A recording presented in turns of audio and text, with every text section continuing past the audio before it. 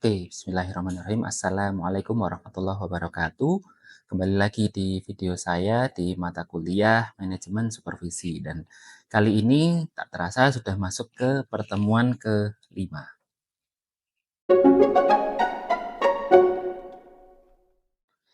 Baik, di pertemuan kali ini kita akan membahas mengenai teknis pekerjaan supervisor. Kalau kemarin kita sudah membahas fungsi dan tugas supervisor, terus kompetensi apa yang wajib dimiliki oleh supervisor, terus peran supervisor dalam membina hubungan antara manajemen dengan bawahan dan sebagainya. Hari ini kita akan fokus untuk membahas teknis bagaimana sih supervisor itu mengerjakan pekerjaannya, bagaimana dia membina hubungan dengan atasan, bagaimana dia mengkoordinir bawahan dan sebagainya. Kita akan bahas di pertemuan kali ini. Jadi untuk tujuan pembelajarannya hari ini menjelaskan cara supervisor bisa membagi pekerjaan secara efektif sesuai dengan kapasitas tim dan juga target kerjanya. Mengidentifikasi peran supervisor dalam mengkoordinasikan antar seksi atau unit kerja agar proses-proses produksi berjalan secara lancar. Dan juga ketiga adalah menerapkan prinsip pengawasan dan juga evaluasi kerja sebagai bagian dari siklus peningkatan kinerja tim. Seperti itu. Jadi harapannya setelah pertemuan ini Anda mampu untuk menggunakan tools yang nanti akan kita bahas untuk diterapkan dalam pekerjaan Anda sebagai seorang supervisor seperti itu. Kalau kemarin kita hanya mungkin ngawang-ngawang ya fungsinya apa, perannya apa, terus skill yang harus dimiliki apa. Nah, ini adalah tools atau alat yang nanti bisa Anda gunakan, salah satunya Anda gunakan untuk mengkoordinir tim kerja Anda seperti itu. Nah, lalu pekerjaan apa saja sih yang harus dikerjakan oleh supervisor? Pekerjaan teknis apa sih yang harus dikerjakan oleh supervisor setiap harinya? Yang pertama adalah Anda diminta untuk membagi pekerjaan. Jadi berlaku ya di semua tim, pasti tim itu mempunyai tupoksi atau tujuan kerjanya masing-masing, target kerjanya masing-masing, dan biasanya ini tidak bisa Anda selesaikan secara sendiri. Jadi, apa yang harus Anda lakukan? Anda harus membagi pekerjaan ini secara proporsional ke bawahan Anda. Jadi, kita lihat apa saja yang perlu Anda lakukan. Yang pertama adalah membaca target, memahami target produksi yang harus dicapai. Misal Anda seorang supervisor produksi, supervisor di lini produksi, target produksinya berapa produk yang harus diselesaikan dalam 1 minggu. Ini harus Anda baca. Maksudnya dibaca adalah Anda mengira-ira atau menghitung ya.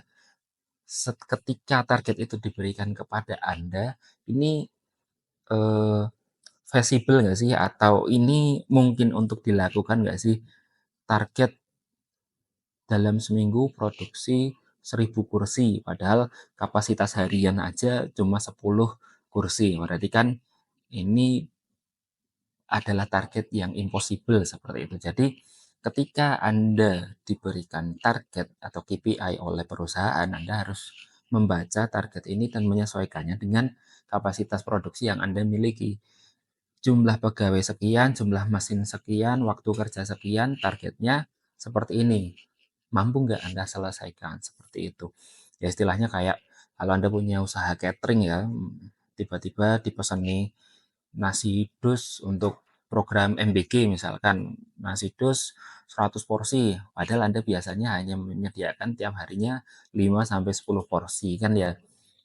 Bisa Anda coba penuhi tapi membutuhkan sumber daya lain yang diperbantukan untuk menyelesaikan target tersebut seperti itu. Jadi harus dibaca targetnya disesuaikan dengan kemampuan tim Anda. Nah, sebenarnya menganalisis kapasitas tim. Jadi ini ternyata dua hal yang berbeda ya, membaca target dan menganalisis kapasitas tim. Tapi intinya sama, bagaimana membaca target dan menyesuaikannya dengan kapasitas tim atau kapasitas produksi. Kalau memang dirasa tidak mampu, ya misalkan Anda seorang penjual merasa tidak mampu dengan target yang diberikan, ya Anda cancel orderannya. Atau kalau Anda di perusahaan atau di industri manufaktur, targetnya tidak rasional, ya Anda sampaikan kepada manajer Anda seperti itu. Tujuannya apa sih? Harus kita sesuaikan dengan kapasitas tim agar beban kerjanya tidak bertumpuk atau workload-nya eh, tidak terbebani ke tim Anda. Misalkan Anda bisa menyelesaikan target ini tapi harus lembur 24 jam sampai nggak pulang kerja, seperti itu kan sebenarnya ya preferensi Anda sih sebenarnya, tapi kan itu akan membuat tim Anda merasa dieksploitasi tenaganya, dan sebenarnya nggak sehat juga ketika kerjaan itu kok eh, apa ya, workload-nya terlalu terbebankan kepada satu atau dua orang saja seperti itu. Nah, selain Anda harus tadi membaca target, terus menganalisis kapasitas tim Anda atau kemampuan tim Anda harus membaginya dalam pekerjaan-pekerjaan ini secara efektif, mendistribusikan pekerjaan secara efektif. Misal Anda punya 10 orang operator, masing-masing diberi target 10 produk. Jadi istilahnya kita ngomong gampangnya aja ya, Anda diberi target 100 produk dalam 1 minggu. Berarti dalam 1 minggu ini Anda punya 10 operator, satu operator dapat 10 produk yang harus diselesaikan. Ini dengan asumsi satu orang bisa mengerjakan satu produk dan tidak tergantung atas operator lainnya. Kalau ternyata prosesnya itu eh, siklik atau operator satu dan operator lainnya saling berhubungan, nah nanti Anda sesuaikan. Tapi intinya pembagian tugas harian ini workload-nya harus merata. Agar apa? Agar workload-nya merata dan tidak menyebabkan kecemburuan. Oh, aku suruh ngerjain 15 kursi sementara dia cuma 5. Kok bisa gitu dan sebagainya. Jadi ini adalah salah satu langkah untuk mendistribusikan pekerjaan ini agar tim Anda bisa solid dan tidak terjadi kecemburuan seperti itu. Nah, tools yang digunakan salah satunya ya job sheet. Job sheet itu apa ya? Kayak lembar disposisi atau yang lembar penugasan lah, lembar penugasan. Agar apa? Agar tahu aja sih. Oh, ternyata saya secara tertulis ditugaskan untuk ABCD. Operator Anda tahu seperti itu.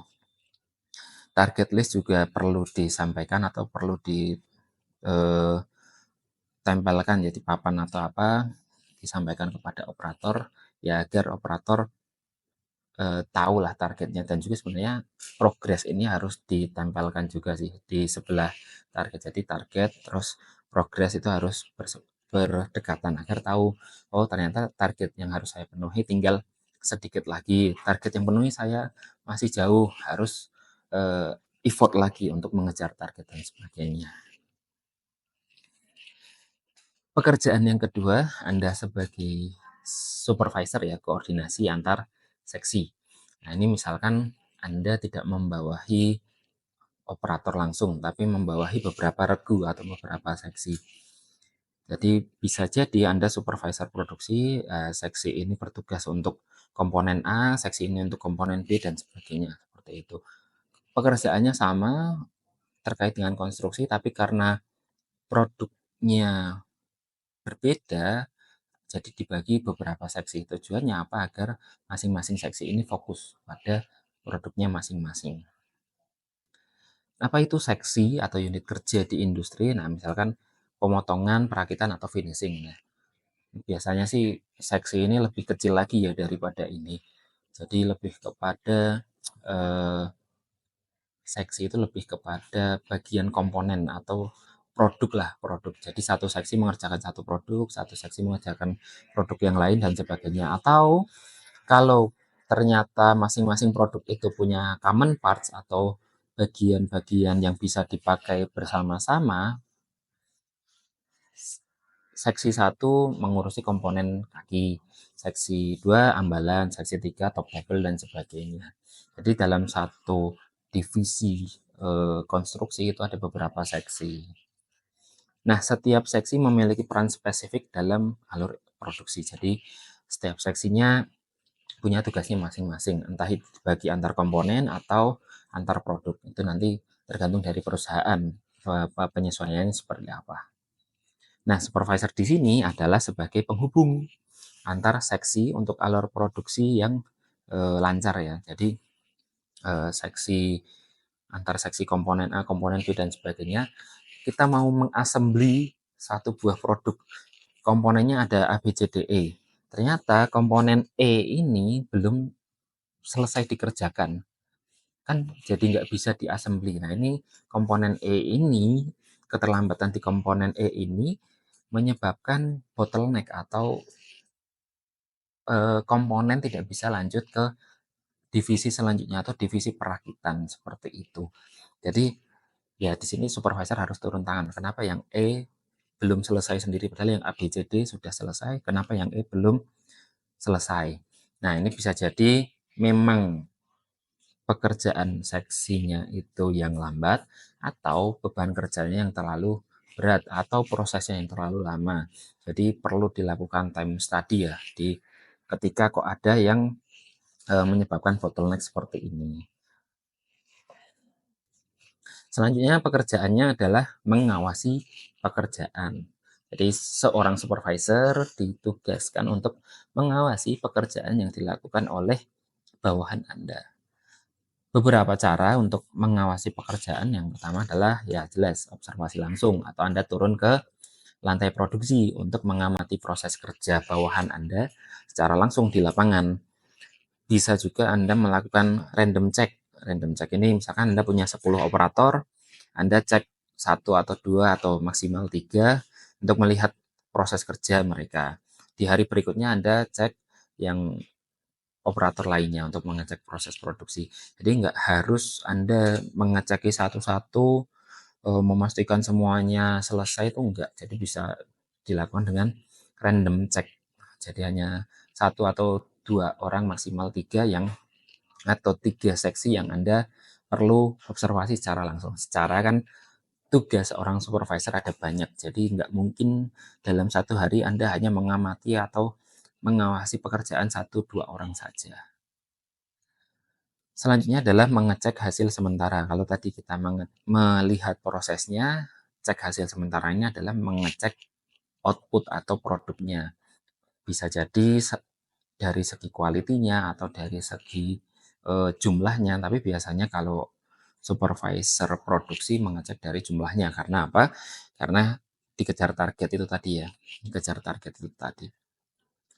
Nanti supervisor dari QA, Quality Assurance atau Quality Control yang bertugas untuk mengecek kualitas outputnya. Jadi Anda fokus kepada kuantitas produksi, kualitasnya dilakukan oleh bagian dari QC, misalkan seperti itu.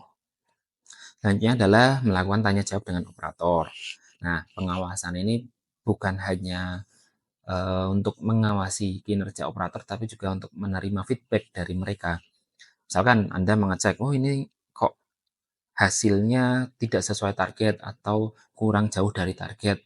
Anda bisa melakukan cross check ke operator. Jadi menanyakan kenapa kok produksinya seperti ini. Oh, nanti operator akan jelaskan. Nah, Anda dari tanya jawab dengan operator ini bertugas untuk mengidentifikasi masalah dan juga nanti menyelesaikannya agar targetnya tercapai. Seperti itu. Tools yang digunakan, nah ini checklist, jadi bisa mengecek, bisa carilah contoh checklist seperti apa dan juga papan kendali sudah pernah kita bahas di mata kuliah pengendalian kualitas. Jadi papan kendali perlu untuk mengontrol agar grafiknya landai ya atau grafiknya tidak keluar dari apa garis atas ataupun garis bawah, harus landai berada di dalam zona aman seperti itu. Pekerjaan selanjutnya yaitu setelah tadi membagi tugas harian, terus mengecek pekerjaan bawahan, selanjutnya adalah melakukan evaluasi. Yang evaluasi dibagi berdasarkan durasinya atau berdasarkan dari jangka waktunya. Yang pertama evaluasi harian, misalkan Anda punya target harian, tadi misalkan 100 produk diselesaikan dalam 1 minggu. Berarti 5 hari kerja, 1 hari harus menyelesaikan minimal 20 produk. Nah, nanti dicek sudah sesuai belum 20 produk ini. Dicek juga kualitasnya dari 20 ini apakah sudah sesuai dengan standar kualitas semua, sudah bisa accept atau ada yang reject. Itu harus dicek berdasarkan evaluasi harian. Evaluasi mingguan juga menjadi tugas supervisor untuk melihat grafik performa. Jadi grafik ini jangan sampai turun ya. Maksudnya eh, apa ya? Misalkan kuantitas hari pertama 20 produk bisa selesai. Hari kedua 18, hari ketiga 16 dan seterusnya. Lama-lama menurun. Ini kan grafiknya jelek ya. Dan akhirnya apa ketika grafiknya jelek? Target yang tadi 100 produk harusnya selesai dalam waktu 5 hari atau 1 minggu kerja ini, dia tidak terpenuhi. Terlihat dari grafik performanya yang menurun. Nah, ini perlu dicek lagi. Ini turunnya itu di operator yang mana yang tidak bisa menyelesaikan eh, target harian atau target mingguannya ini. Target hariannya, sorry. Target hariannya yang tidak terpenuhi operator yang mana. Seperti itu. Dan juga melakukan evaluasi bulanan. Nah, evaluasi bulanan lebih menyeluruh ya tentang misalkan ada beberapa target, target A terpenuhi sekian persen, target B terpenuhi sekian persen dan sebagainya. Terus operator A dia performanya sekian persen, operator B performanya sekian persen dan sebagainya.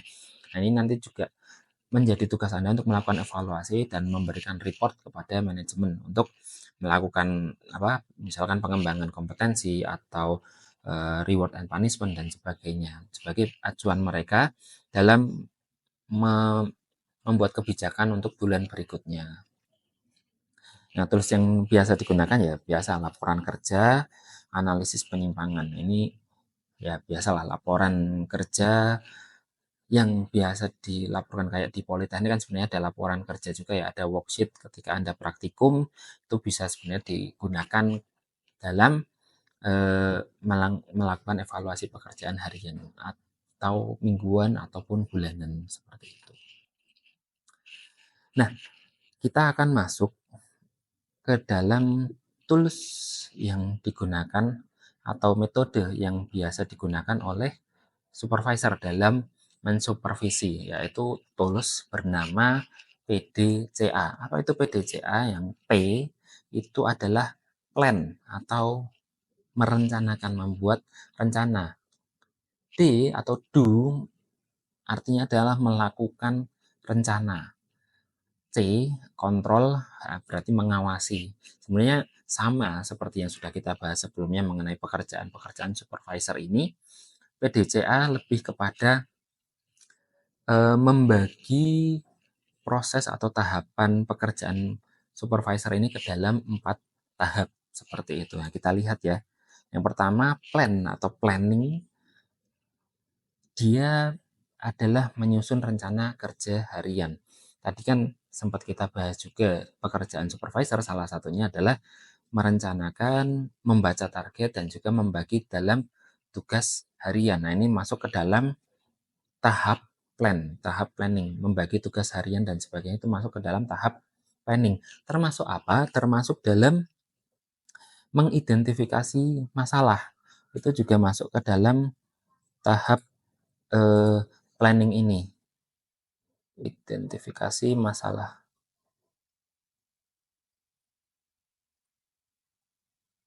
Jadi tidak hanya menyusun membagi tugas harian, tapi juga mengidentifikasi masalah, mencari solusi, dan membagi pembagian kerjaannya, membagi bagian kerjaannya.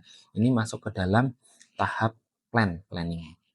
Selanjutnya adalah do, yaitu melaksanakan pembagian kerja atau melaksanakan yaitu tadi pekerjaannya. Misalkan apa ya, yang sederhana aja ada kotoran di lantai. Identifikasi masalah, wah ada kotoran di lantai. Terus solusinya apa ya? Kita bersihkan. Anda menyuruh supervisor menyuruh operator atau menyuruh pegawai untuk membersihkan kotoran di lantai. Nah, ini masuk ketika operator sudah masuk ke dalam atau melakukan pekerjaan itu. Nah, inilah di bagian do ini tadi. Jadi ketika sudah masuk ke dalam tahap kerjaannya, itu masuk ke dalam fase do ini tadi. Kalau tadi kita lihat ya di sini berarti yang bagian eh, bagian do ini tadi adalah di koordinasi antar seksi. Jadi koordinasi antar seksi ini maksudnya pengerjaan yang dilakukan secara berkesinambungan atau secara terintegrasi ya pekerjaannya ya. Nah, nanti akan ada bagian yang mengontrol atau mencek ya, mencek yaitu monitoring dan juga evaluasi. Controlling harian atau pengawasan pekerjaan itu ada di bagian do. Nah, evaluasi dan juga monitoring ada di bagian cek. Jadi bisa saling berkaitan ya. Do sambil mencek atau cek sambil mendu. Jadi mereka bisa berjalan secara paralel, tapi ini kita bagi dalam dua tahap yang berbeda. Do, Anda memastikan seksi-seksi atau operator di bawah pengawasan Anda untuk bekerja. Nah, cek ini adalah melakukan evaluasi atas pekerjaan yang dilakukan oleh operator atau seksi-seksi di bawah Anda. Sehingga yang terakhir dalam siklus PDCA ini adalah action, yaitu action adalah tindak lanjut jika terjadi penyimpangan atau terjadi masalah. Oke, selanjutnya kita akan masuk ke studi kasus penerapan PDCA. Jadi ini adalah contoh kasus penggunaan PDCA. Kita lihat gejala tampak yang muncul ya. Gejala tampak itu adalah biasanya diwujudkan dalam yang muncul lah di dashboard. Misalkan ada penurunan grafik atau peningkatan temperatur dan sebagainya, itu adalah gejala-gejala yang tampak seperti itu. Kita lihat PT Mebel kita, perusahaan manufaktur furniture berbasis kayu solid dan panel, punya produksi 80 unit kabinet dapur per hari pada lini seksi perakitan akhir. Namun pada hari Senin produksinya hanya mencapai 50 unit saja. Nah, ini adalah gejala yang tampak misalkan dari dashboard atau dari hasil akhirnya ya di gudang. Target 80 tapi yang terselesaikan hanya 53. Jadi lebih dari 30% target itu tidak tercapai pada hari itu. Nah, ini Anda sebagai seorang supervisor harus mencari tahu nih apa yang menyebabkan terjadinya ketidaktercapaian produksi ini.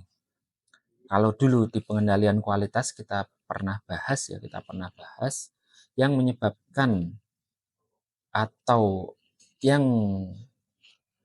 root cause atau yang menyebabkan terjadinya suatu gejala Anda harus cari atau root problemnya apa, itu meliputi 6. Yang pertama manusianya, Anda harus cek manusianya, operatornya dan sebagainya, mesin yang digunakan, tools yang digunakan atau alat-alat bantu yang digunakan Anda harus mengecek, lalu metode yang digunakan, harus measurement pengukurannya seperti apa, terus lingkungannya seperti apa. Nah, itu harus dicek semua dan Anda mulai dari yang paling mungkin terlebih dahulu. Yang paling mungkin dicek yang pertama adalah manusia, yang kedua adalah mesin atau tools atau alat bantunya seperti itu.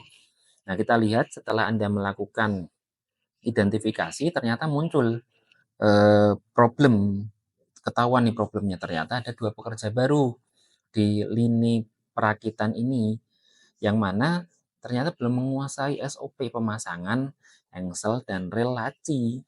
Akhirnya apa? Akhirnya ketika engsel dan rel laci ini eh, tidak apa ya, tidak tahu cara memasangnya, akhirnya membutuhkan waktu lebih lama. kalau kita tahu ya, jarak antara papan bawah sama rel kan ada gapnya, enggak, relnya itu enggak ditaruh di papan bawahnya langsung tapi ada gapnya, dan gap itu dari masing-masing hardware mungkin saja berbeda seperti itu kan.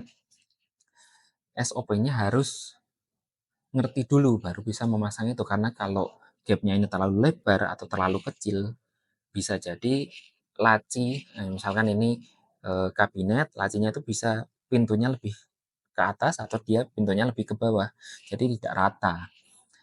Laci yang dia tidak rata, kalau ke bawah kalau ke atas nanti dia menyebabkan ininya tidak rata, kalau terlalu ke bawah nanti pintu yang ada di bawahnya, pintu kabinet juga tidak bisa dibuka dan sebagainya.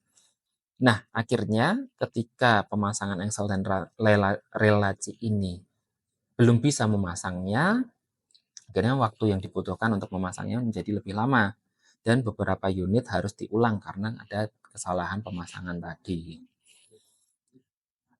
Penyebab lainnya ternyata alat bantu press atau lem kontak ternyata rusak dari pagi, namun tidak segera dilaporkan oleh pekerja-pekerja ini. Nah, hal ini menyebabkan terjadinya antrean pada stasiun perakitan yang mengendalikan alat tersebut.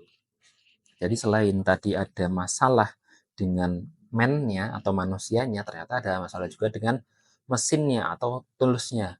Nah, Anda juga perlu cek barangkali terjadi problem di lini lain. Misalkan contoh lingkungannya, jangan-jangan terjadi kalau kayak di Kendal ini ternyata cuacanya sedang sangat terik, akhirnya mesinnya sering overheat.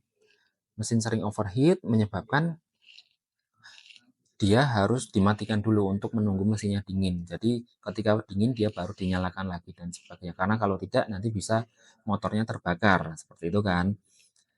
Jadi untungnya sudah ketemu.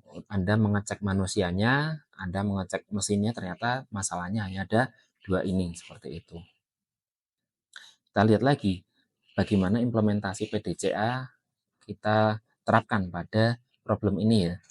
Yang pertama, Anda tadi sudah melakukan identifikasi masalah. Anda sudah melakukan identifikasi masalah. Tadi sudah dicek bahwasannya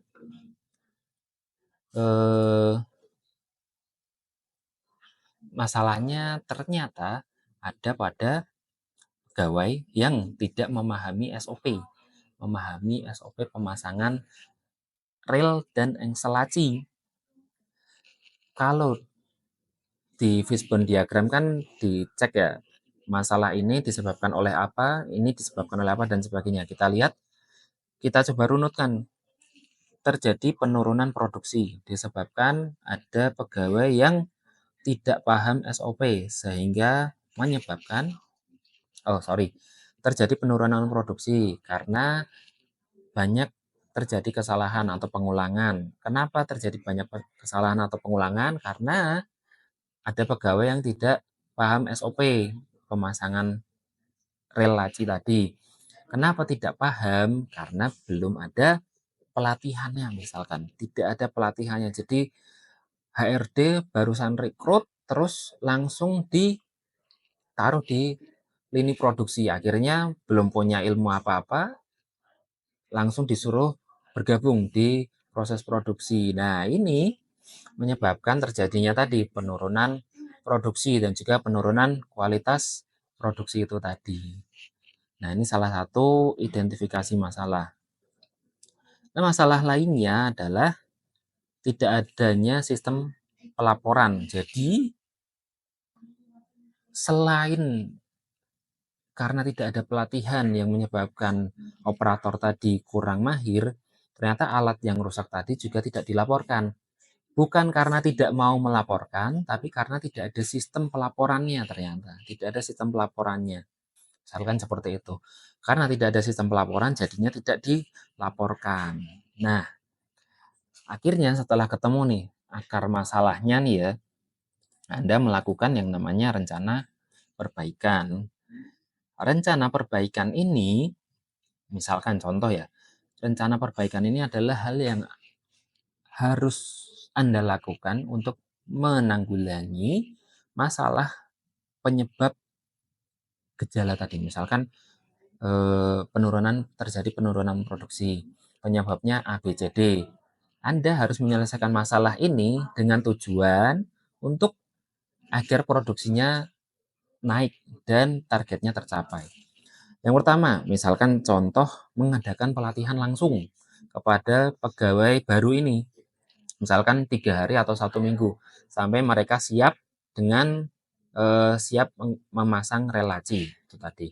Dan di sini juga harus wajib untuk didampingi oleh operator senior seperti itu. Kalau tidak mampu untuk melakukan pelatihan langsung, bisa dilakukan menyediakan SOP visual. Misalkan menaruh poster atau apa gitu ya di area kerjanya. Jadi meskipun belum paham SOP-nya seperti apa, tapi bisa mengikuti langkah-langkah yang ada di poster tersebut seperti itu.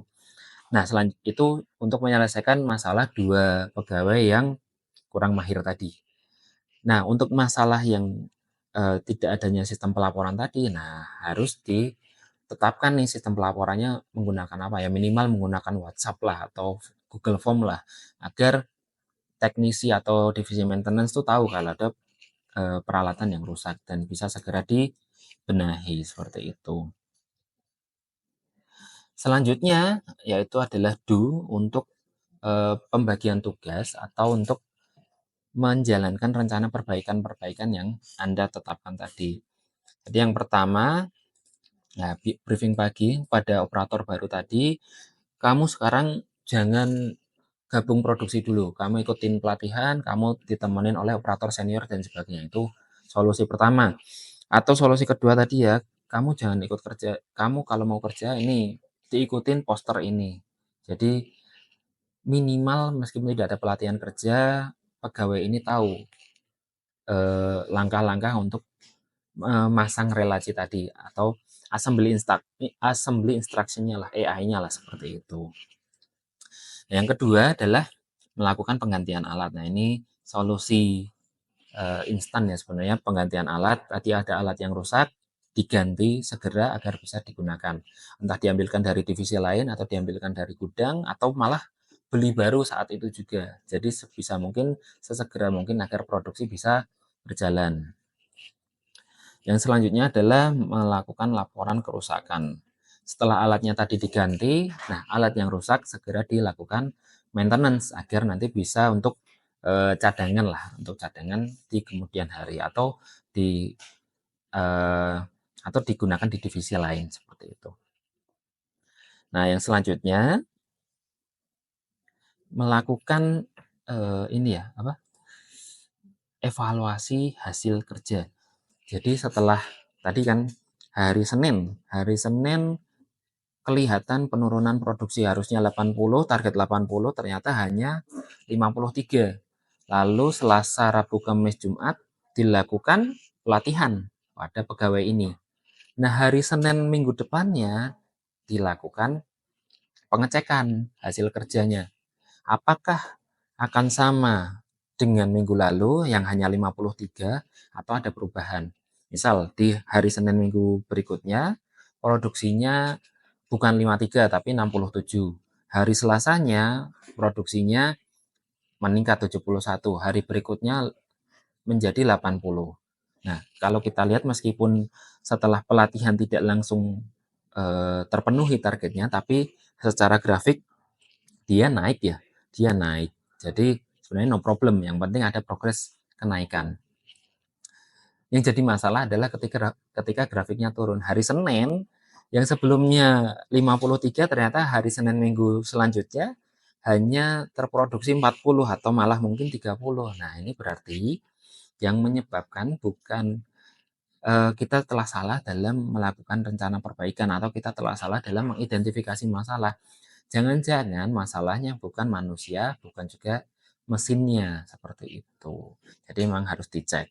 Tapi biasanya sih ya masalahnya antara manusia atau mesinnya sih. Jarang masalah lain atau aspek lain yang menjadi penyebab utama sebuah masalah penurunan produksi di perusahaan. Jadi kalau kita lihat Eh, Kalau kita lihat evaluasi hasil kerja, ketika grafiknya dia menunjukkan tren positif, maka it's okay.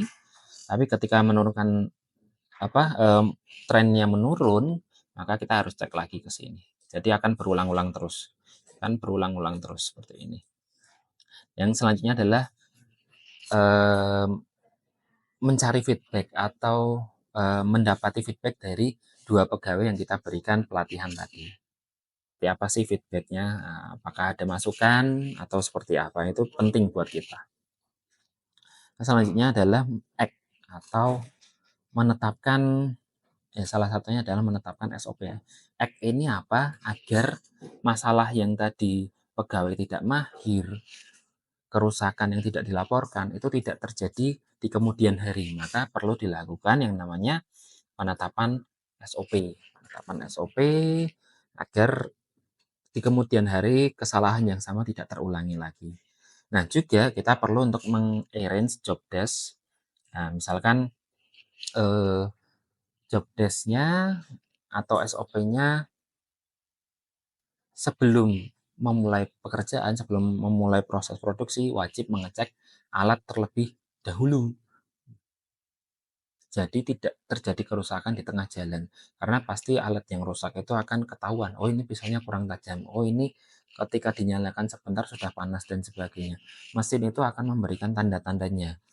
Sama kayak tubuh kita ketika mau sakit, nggak langsung tiba-tiba jatuh. Pasti ada gejala-gejala yang eh, gejala-gejala yang kita rasakan sebelumnya. Seperti itu. Mesin juga sama. Ketika nanti akan rusak, pasti akan menunjukkan gejala-gejala akan terjadinya kerusakan. Juga yang terakhir adalah melakukan mitigasi resiko.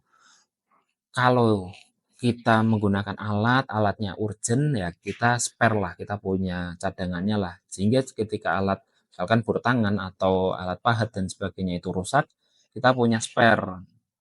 Jadi kayak kalau saya eh, punya 2 tabung gas di rumah. Jadi ketika tabung gas yang pertama habis, saya bisa langsung ganti. Nah, sementara menggunakan gas cadangan, saya beli tabung gas yang lain. Jadi tidak pernah terjadi kekosongan tabung gas di rumah saya. Nah, sama. Konsepnya sama. Jadi menyediakan tools cadangan agar prosesnya bisa berjalan secara kontinu. Oke, baik, dari 5 pertemuan yang sudah kita lakukan, ya kita sedikit mereview mengenai tugas atau seperti apa sih supervisor ini. Jadi pada kesimpulannya, supervisor ini bukan hanya memberikan tugas, tapi juga memastikan semuanya berjalan sesuai rencana. Jadi tidak hanya memberikan A, B, C, D, kamu kerjain A, kamu kerjain B, dan sebagainya, tapi kamu kerjain A, nanti saya bantu, kamu kerjain B, saya bantu, dan sebagainya. Jadi memastikan bahwasanya kerjaan A, B, C, D ini terlaksana semua. Seperti yang saya sampaikan di pertemuan sebelumnya, ketika terjadi kesalahan itu adalah murni tanggung jawab seorang supervisor. Nggak bisa, oh itu karena operator ini, oh itu karena operator ini. Nggak bisa dilemparkan langsung ke bawahan. Seperti itu. Itu akan mengurangi respect dari bawahan Anda. Selanjutnya, review tugas supervisor, evaluasi membantu perbaikan berkelanjutan. Jadi konsepnya seperti Kaizen ya, perbaikan secara terus-menerus, improvement, continuous improvement. Jadi PDCA tadi adalah sebuah siklus yang akan selalu kita lakukan karena masalah akan selalu muncul setiap harinya. Masalah-masalah yang baru akan muncul setiap harinya.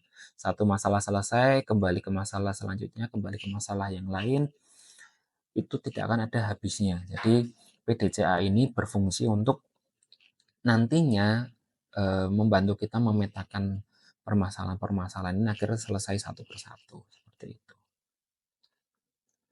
Selanjutnya, nah, koordinasi dan pengawasan adalah kunci. Jadi, inti dari 5 pertemuan kita ini adalah bahwasannya supervisor itu tugasnya cuma 2 sebenarnya, berkoordinasi dan mengawasi. Koordinasi dengan siapa? Koordinasi dengan atasan, koordinasi dengan divisi lainnya atau departemen lainnya, dan juga melakukan pengawasan kepada bawahannya agar tercapai semua target yang ditetapkan pada divisi yang Anda pimpin, lah istilahnya seperti itu. Baik, jadi kurang lebih seperti itu untuk pertemuan kita kali ini. Kita sudah cukup banyak ya untuk membahas mengenai tugas dan fungsi peran supervisor, terus eh, bedanya supervisor dengan manajer. Lalu hari ini kita membahas pekerjaan teknis supervisor seperti apa. Juga kemarin kita sempat bahas juga wawasan atau skill yang harus dikuasai oleh seorang supervisor.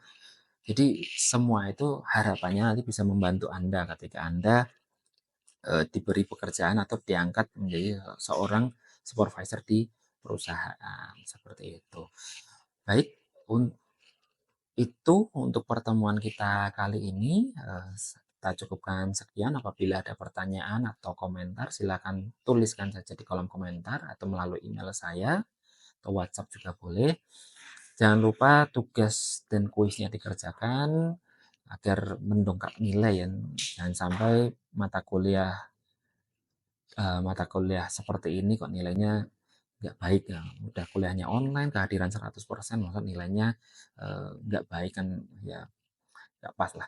Baik, jadi kita cukupkan sekian di pertemuan kita kali ini. Sampai jumpa di pertemuan selanjutnya. Assalamualaikum warahmatullahi wabarakatuh. Terima kasih.